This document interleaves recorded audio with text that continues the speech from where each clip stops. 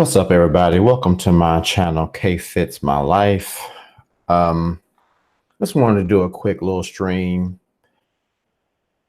Thursday, I did a live stream. Excuse me 1 second. I did a live stream, and during that live stream, one of the people in the chat, her name is Name Withheld, donated to the channel via super chat.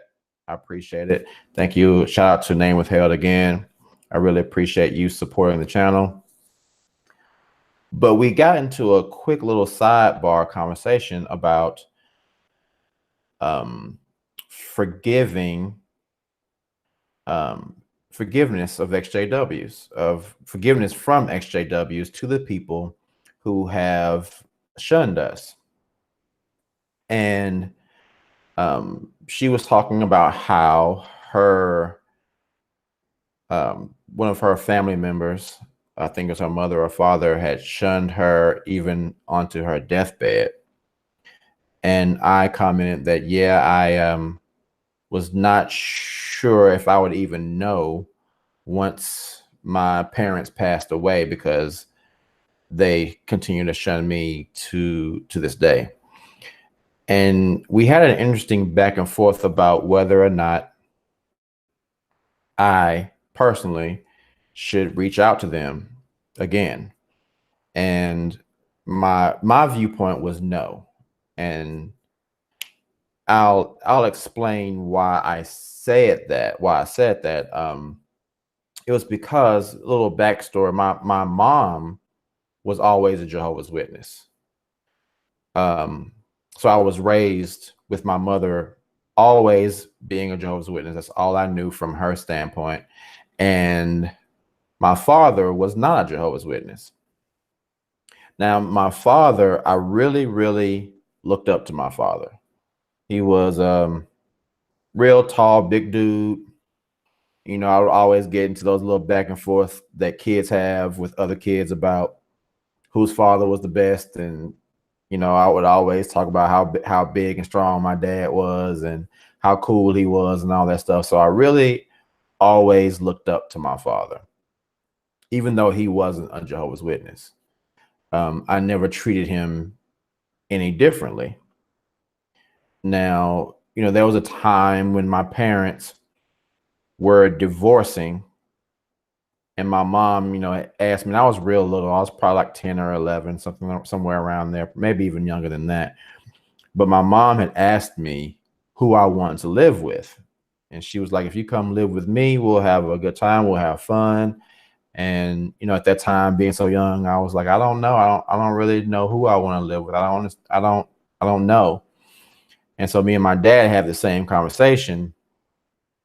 And, you know, I told my dad, I always thought you were a better parent than my mom. And he said, well, you know, I appreciate you saying that, but I don't think he really wanted me to think that way. So he was a good father growing up. Now, fast forward, as he became a Jehovah's Witness,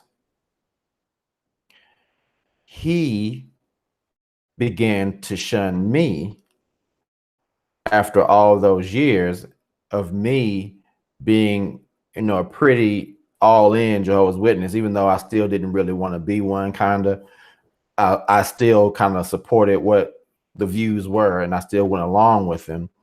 And like I had mentioned before, when I was trying to get baptized around 13 years old, my dad stopped it because he thought I was too young to make that type of commitment, which was a really smart thing to do. But now that he is a Jehovah's Witness, he has shunned me, even though I never shunned him, and I never would have shunned him no matter who asked me to do that. And elders in the congregation did, in fact, talk to me about my relationship with my father and how he was an unbelieving mate, and that, you know, it may be best for me not to listen to a lot of things he said, especially after he stopped the baptism. Now, the point that we were going back and forth about, and it wasn't a bad back and forth. Name Withheld is a great supporter, and we always have good conversations. She's a very cool person, or he or she is a very active person in chat. Always has great points. But what I was saying was, I don't believe that just because they may be dying one day and I don't know that the day that they're gone, that I should try to reach out to them again, because I've already tried to reach out to them several times. And each time it has kind of just been thrown back in my face. So I don't particularly think that just because someone dies or is dying, that warrants sympathy from me to forgive them.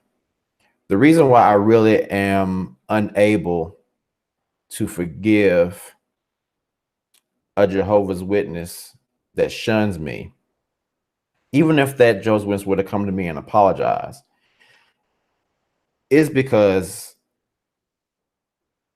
that person made a conscious choice to say, you are no longer invited to be a part of my life because someone told me that you don't deserve that. Now, if I, as a person, was good enough to be a part of your life when those other people, when the view that those other people gave you to have was in congruence with your own view, if my behavior was still that of a person that you felt was good enough to be considered a friend, then just because my view on what you think has changed and we no longer agree from that standpoint, if my behavior as a person is still that of someone that you would view to be a friend, then you have chosen to no longer have me be a part of your life simply on the merit of what someone else thinks about life, which I think is a very, very unfair thing to do to someone. Even more so if you are a family member like my father or mother, and I was a part of your life from birth. Once I grow up, if I'm still a person that loves you and you profess to love me, and I haven't done anything to you to tarnish that love that we have, death is not an excuse to me to accept an apology from someone, because death is not a choice. Death is certain for all of us, but a choice to eliminate from someone from your life is a choice that you make willingly. You know, life is certain. I mean, death is certain, but life is not. So if you choose to eliminate me from your life, the fact that you are going to die doesn't give you any special treatment in my mind, because I'm going to die too. That is a commonality that we all have.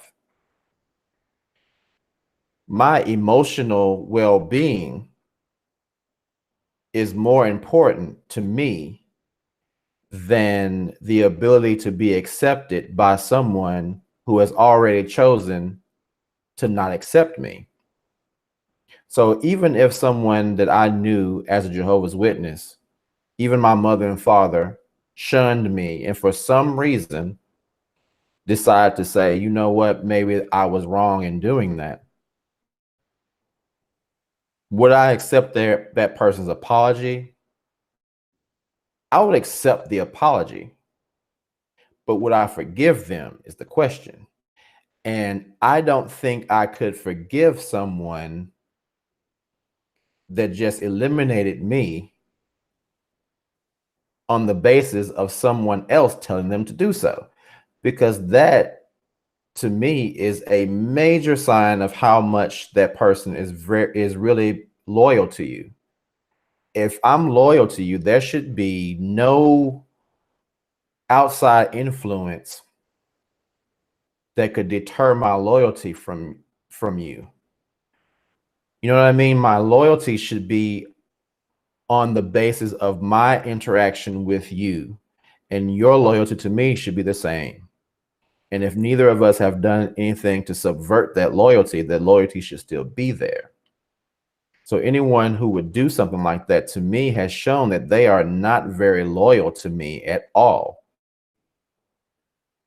And I say that because I am a very loyal person. If you are a dope person and you have my back and you haven't shown any reason not to do so, I don't think I would just allow someone else's opinion of you to just say, well, I am no longer going to be your friend anymore, and I'm no longer going to love you anymore. There's absolutely nothing that someone could say to me to make me no longer be there for my daughter. There's really, I can't really think of too many things my daughter could do to me personally that would make me say I am no longer going to support or help or be there for you in any way, shape, form, or fashion. So the fact that someone could do that is one of the most hurtful things I think someone could do to someone. You have literally chosen to treat someone as if they were no longer living, and you have asked the person that you've shunned to accept the fact that even though you are living, you are pretty much dead to that person. And as I've said before, I think that is much more hurtful than someone actually being dead. Because when someone is dead, you know there's absolutely no chance to reconcile with that person. But when someone is alive and has chosen for you to be dead to them, that is much more hurtful because you are out there, you are out in the world, and you know that that loved one is still out there in the world with you. But that person has chosen not to associate with you at all. And that is very damaging to someone's emotional state. And I put up with that for a number of years. I would reach out to my parents. They wouldn't return that olive branch. They wouldn't accept it when I would extend it toward them.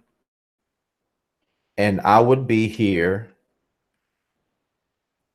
not just here, but even when I was still homeless, I would be in my car and I would see all these families going by. And it was one of the most hurtful times of my life, especially like I said before, during the holidays was such a hurtful time for me because not only do you have the present sight of all these happy, quote unquote, happy families, but you have the memories of when you were in fact happy with your family. And now you know that is completely gone. And it's pretty much never going to come back because unless something miraculous happens to break the spell that the organization has over your family, you're pretty much probably never going to see them again.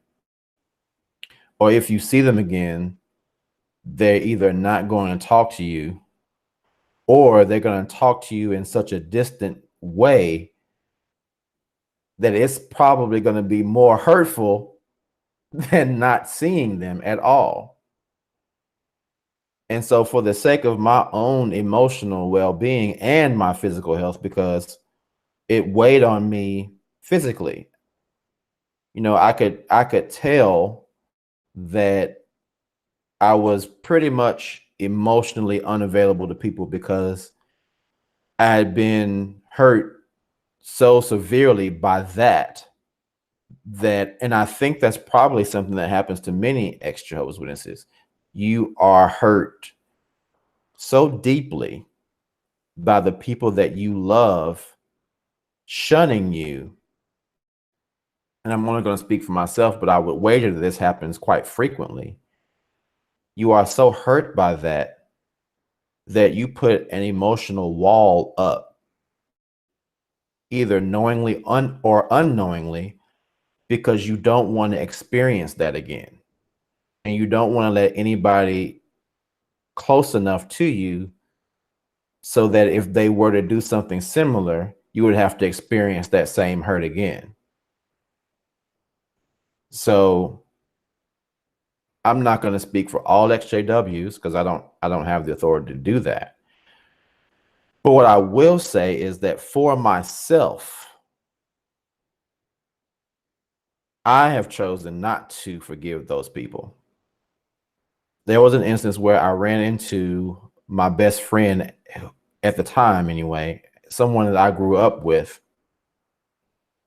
and I saw him. I was taking my daughter somewhere, and he was there, and he was like, "What's up, man?" And I was like, "What's up?"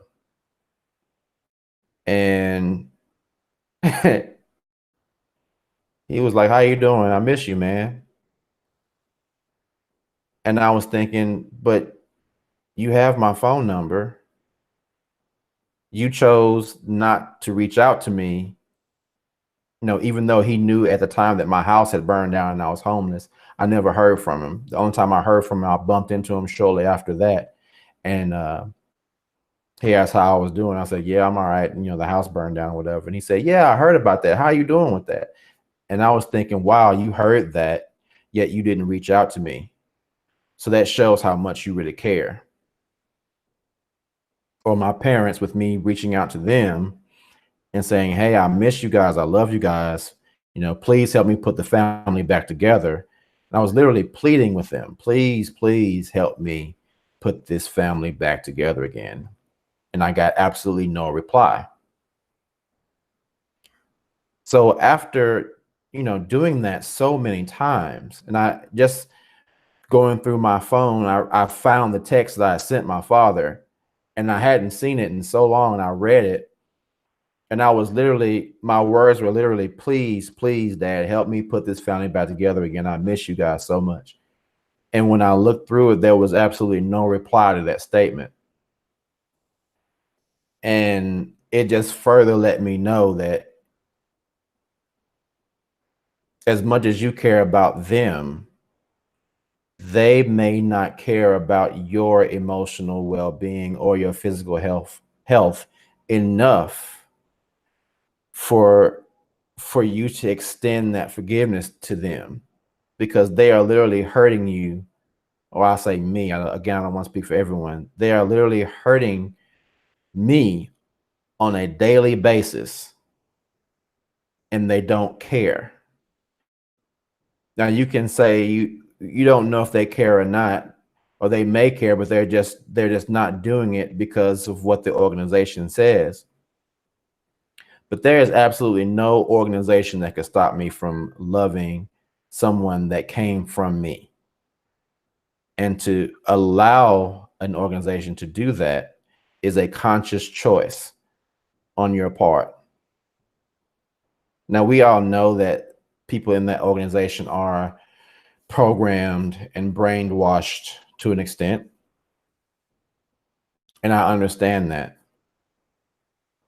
But at the same time, I am just not at a position in my life or in my journey where I feel like it is fair for me to absolve them of the choice that they made. And no matter what happens to them, whether I know it or not, my grandfather passed away, and I didn't know about it because no one in my family felt the need to tell me. And I loved my grandfather. Me and my grandfather, and I've talked about this before, he lived in California, so I didn't see him very often, but we talked a lot because we were both trying to figure out if there was a way to bring the family back together again. When he passed away, no one told me. Everyone knew, of course. Even my daughter's mom knew, and my daughter knew. I didn't hold it against my daughter because she's my child. it's not my child, even though she was, she's an adult. She's 23 years old. But her mom, I thought, could have at least said, hey, I know, we don't talk very often, but your grandfather passed away. And I thought that that was a real example of how much they don't really care about you once you leave the organization. So I don't want this to turn into a really long rant. But I guess what I'm saying is, if you feel in your heart that you need to forgive someone that has shunned you and eliminated you from their lives, then you go ahead and do that. Go ahead and do that. Live your life. Do what you feel like you need to do to be happy. But for me, I know in my heart that I will never forgive my parents for shunning me. I will never forgive them for doing that. And I don't think there's anything that they could say or do to make me forgive them, for me to even think that it would be okay for me to forgive them, because my spirit has been so crushed and at the same time so strengthened that I don't want to allow them access to my emotional well-being anymore. I don't want to allow them access to it, even if it's in a positive way. I don't want them to have access to my emotional well-being, because I've spent too much time getting it to a point where I can actually function. So I don't want to risk, even on their deathbed, because even if they're on their deathbed and they say something great and then they pass away, I still have to carry the baggage of knowing that I went so many years that I could have had my parents and I didn't. And now that they're gone, now they're going to say something quote unquote nice, but it's too fucking late to have any type of relationship. And I think that is extremely unfair. I think that is extremely unfair, because for one, you don't know if it's sincere forgiveness, sincere, if they're asking you for your forgiveness is coming from a place of sincerity, or if it's coming from a place of them being uncertain about what's going to happen or what's going to be on the other side of this world. Either way, in my opinion, I don't care, because you had your opportunity.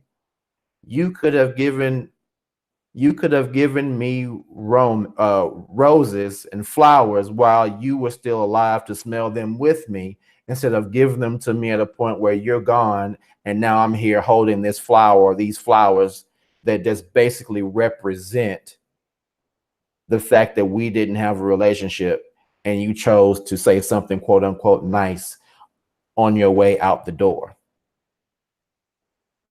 I don't think that's a very fair thing to do.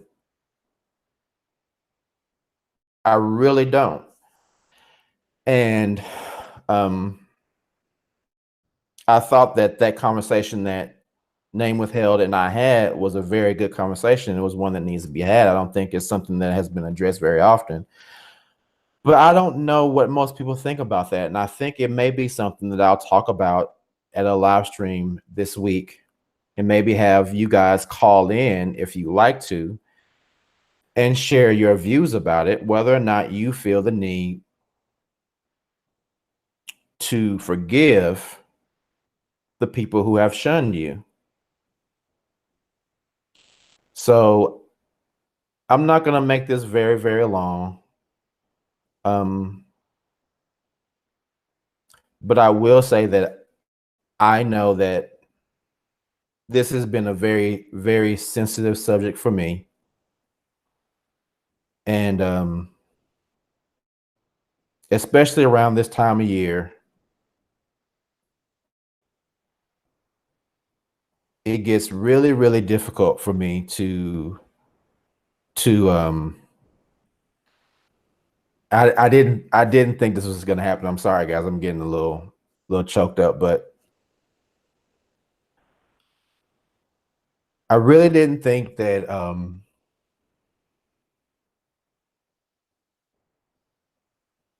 I would be feeling like this. You know what I mean? I there are times when I get tired because it's been a very hard road, for me. And the wall I have is pretty high, it's pretty thick, but when I get tired, it comes down. And all those feelings that have been behind the wall come out. And there's really sometimes I really can't control it as much as I would like to think I can. And I'm usually really, really calm during my live streams when I'm talking about something, but I noticed how when she and I had that back and forth, I got really, really emotional about it. And it's because it's still a very, very sore subject. Um, I don't think anybody wants to have living parents and living friends that they care about that they don't care enough about you to allow you to be a part of their lives, or care enough about you to allow you to be a part of their lives. It was, like I talked about before, I would go see my daughter. I was I would be at my daughter's house when she still lived with her mom, and we would be playing Xbox. That was our Sunday thing. We would get together, we play Xbox, we cook dinner, we would all sit down and eat and play Xbox. And I would be there, and the phone would ring, and I would hear my mom talking to my daughter's mother. And she would know that I was there. My mother would know that I was there, but she wouldn't speak to me. I mean, my daughter's mother would say, "We're sitting here with Keith. We were all playing Xbox." And she would say, "Oh, okay." And I mean, I could hear every word because my mom is really loud. I could hear every word she was saying, and there was never a concern about, "Oh, well, Keith is there. Okay, let's go see him." Or the one time that they did drive by while I was there, they saw my car out front. And then my mom called and said, "Well, we were going," and I heard it. "We were going to come by, but we see you have company, so we'll come by another time." And when it gets to a point where your parents see you and they use the word company instead of saying your name, that lets you know how disconnected from you they have become. And I think there is nothing more hurtful for a son or a daughter to hear their parents say something that shows you how disconnected from you their love really is. That was by far one of the most hurtful things I think I had experienced. It was so fucked up that even my daughter's mom started crying. And she's still a Jehovah's Witness. But the way my mom said it was so fucked up. And I looked over at her, I'm like, "What's wrong with you?" And she was just like, "Your mom, I can't believe your mom said that." And then when I wasn't there, my daughter's my daughter's mom talked to my father about it. And she said, "Well, when your wife said y'all have company, that was a really kind of a mean thing for her to do." And he said, "Well, no, no, no, no, that's not the case. That's not the case. That's not really what she meant." But he didn't. One, there's no way to explain that. He knew what she meant, But he has also become so brainwashed that he has allowed himself to be complicit in her disdain for me simply because of what the congregation said. And this is a man that many years ago, when I was still in an organization, and we would have those little gatherings, we were having a gathering at Hartman Park Gym, and he tried to come with us, and the elders said, your father can't be here. Told my mom, your husband can't be here because he's not a Jehovah's Witness. And they kicked him out. Now, this is the same organization that kicked him out. Now he's become part of that organization and chooses to kick his son out of his life. I thought that was a very, very telling thing about, one, the indoctrination of the organization, and two, how someone can want to fit into something so badly that they will even eliminate the people that have supported them the most, or literally have come from them, out of their lives simply to please 7 guys in New York or wherever they are now. So I don't know what more to say about this. It's just that it's a cold, dreary day in Nashville, and I started thinking about it after I looked at the replay of the live stream, and I just don't think that I will ever be able to bring myself to forgive them for not only what they've done to me, but even my daughter doesn't have any relationship with her grandparents. She doesn't really care for them the way I think grandparents should. I was doing Uber last night, and an older gentleman got in my car, and I was taking him home, and we were talking, and he was saying, "Yeah, I've become a grandfather. I have one. This is going to be my second grandchild." And he was like, "This is, being a grandfather is just the greatest thing, man." He was saying, all I have to do is, all they want from me is just to be nice and love them, and we have a great time, and it's just a beautiful thing.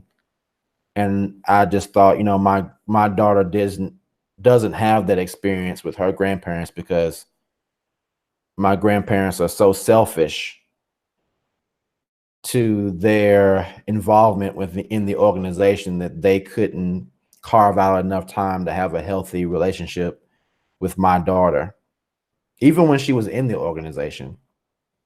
And she still is, but she just lives far away. So there's no way for them to really contact her without making an effort. And I think that's the thing, is that they just don't want to make an effort to be a part of my life or my granddaughter's life. And one of the things I think that happens as you get older is that you start to learn more about people, and you start to learn more about life in general.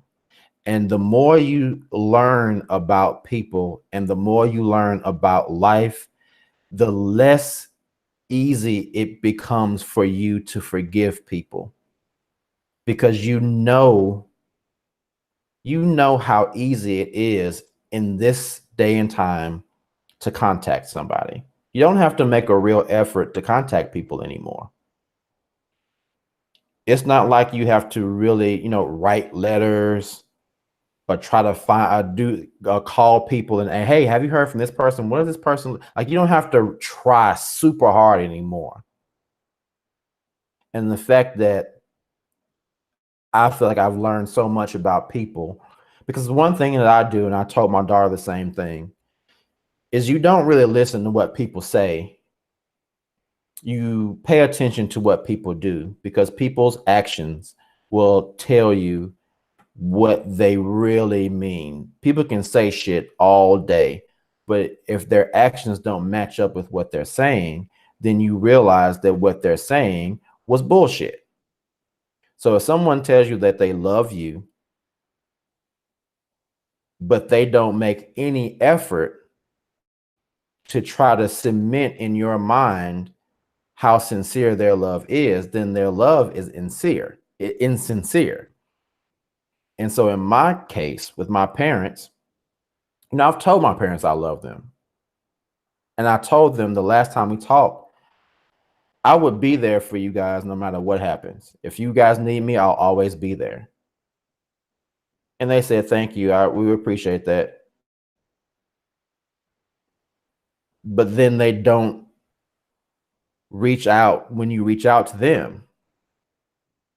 And that's not what love is. Love is not one person offering to constantly be there for someone and not have that reciprocated. Yeah, you don't want to do things simply for the future goal of having something that you did reciprocated, but at the same time,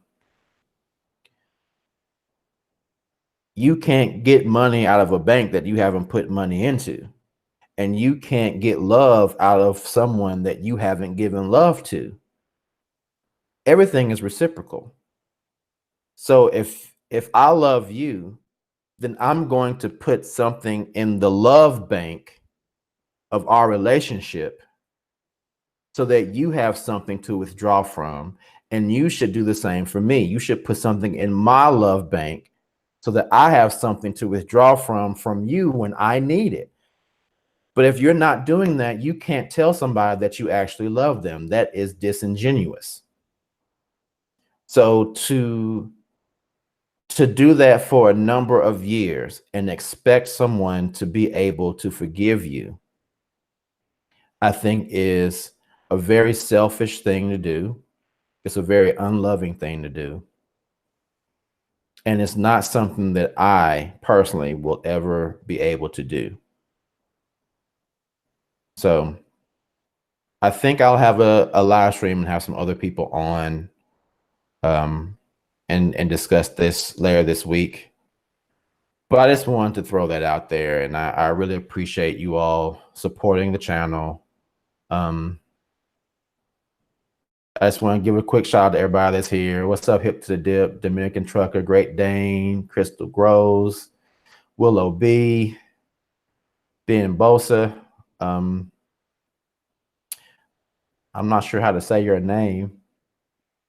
Is it Maggles too? But what I would like to do this week, guys, if we have a live stream, if I do a live stream, guys, maybe we all could just call in and talk about our stories and how we feel about it. Maggie, thank you. And just talk about how we feel about it and how we're dealing with being shunned and whether or not we've actually forgiven or feel like we can forgive the people that have shunned us. I have to be honest. I just think moving on and not being able and not forgiving or having that future possibility of forgiveness is really helpful for me because I feel like it's, chasing the dragon. There's an episode of South Park where I love South Park, but there's this game that they play where they keep, it's called Heroin Hero. It's like the old Guitar Hero game where this dude keeps shooting up heroin so that he can chase this dragon. And it's almost, and I know that's like an extreme analogy, but it's very similar because this heroin addict is shooting heroin to feel good so that he can continue to go forward and chase the dragon. But that good feeling is futile because you never ever catch the dragon. So you just keep injecting yourself with this false hope, this heroin, this false hope because it feels good. And you think, okay, I feel good now so I can catch this feeling that I'm chasing. But the dragon keeps going away. And this feeling that you're looking for keeps going away from you no matter how close you get to it. So I think that there is a point where we have to cut forgiveness off. Apologies, yeah, I accept your apology.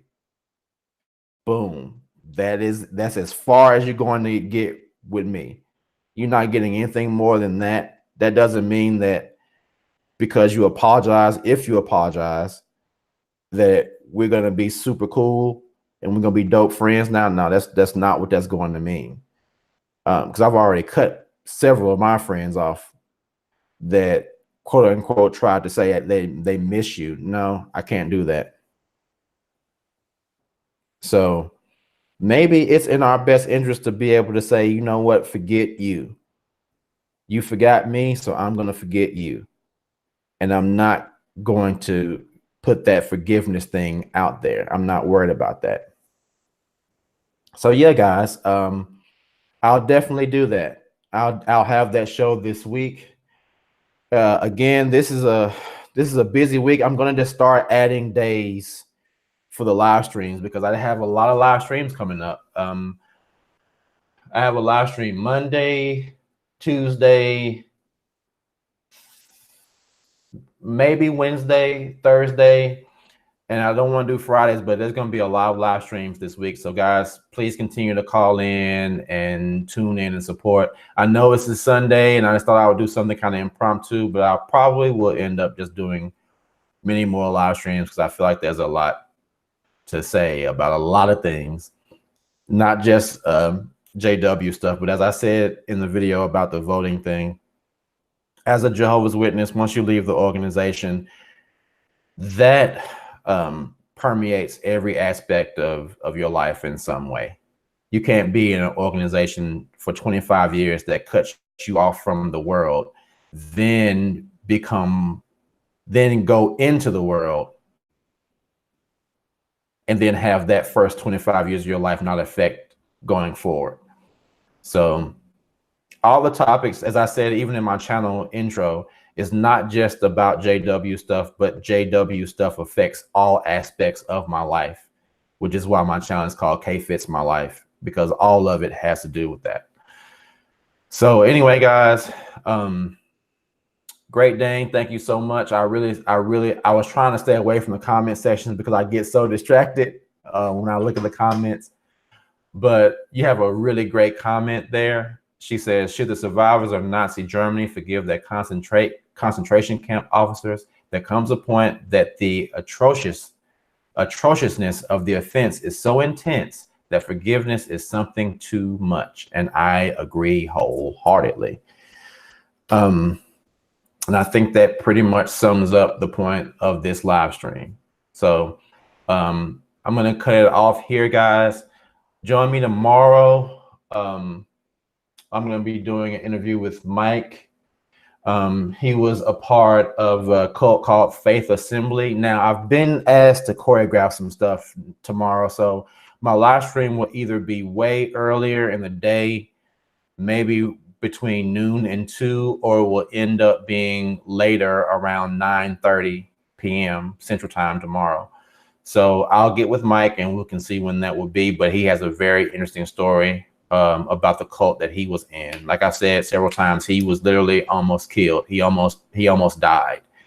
So again, guys, thank you so much for supporting the channel. I'm sorry I got a little emotional today, but it's a very serious topic to me. I don't get emotional about pretty much anything except when it comes to family stuff. And as XJWs, I think that is one of the places that we are hit the most, is when it comes to losing family and friends. So again, guys, thank you so much for watching. Have a great rest of your Sunday, and I hope to see you all tomorrow. And I'll see you all on the next one. All right. Peace, guys.